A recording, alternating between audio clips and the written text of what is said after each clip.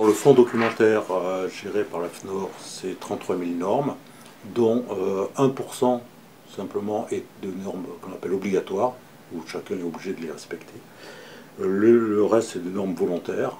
Sur ces normes-là, sur 33 000 normes, ce qu'il faut savoir, c'est que 80% sont des normes internationales ou européennes, et seulement 20% sont des franco-françaises, pour des spécificités locales.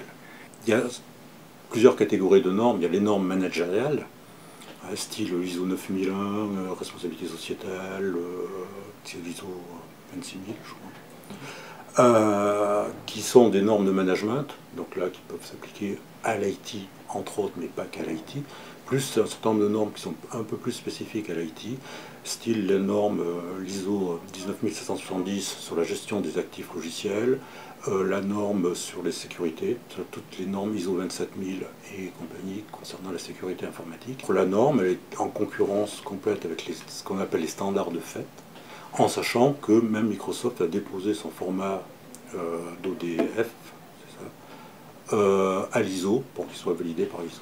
Aujourd'hui, il y a des standards de fait et donc il faut arriver à travailler avec eux. Par contre, la normalisation, eux, n'acceptent pas le standard, ça s'applique un peu à tout le monde. C'est ça la différence, c'est-à-dire qu'un standard est plus lié soit à un constructeur, soit à un éditeur qui le met en place, alors que la normalisation, elle est universelle. L'intérêt, il est multiple.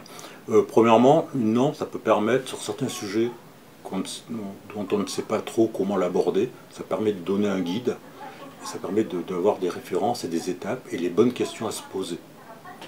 Donc ça c'est vraiment utile pour des domaines qu'on veut défricher ou pour lesquels on ne sait pas trop comment faire. Donc ça c'est le premier intérêt.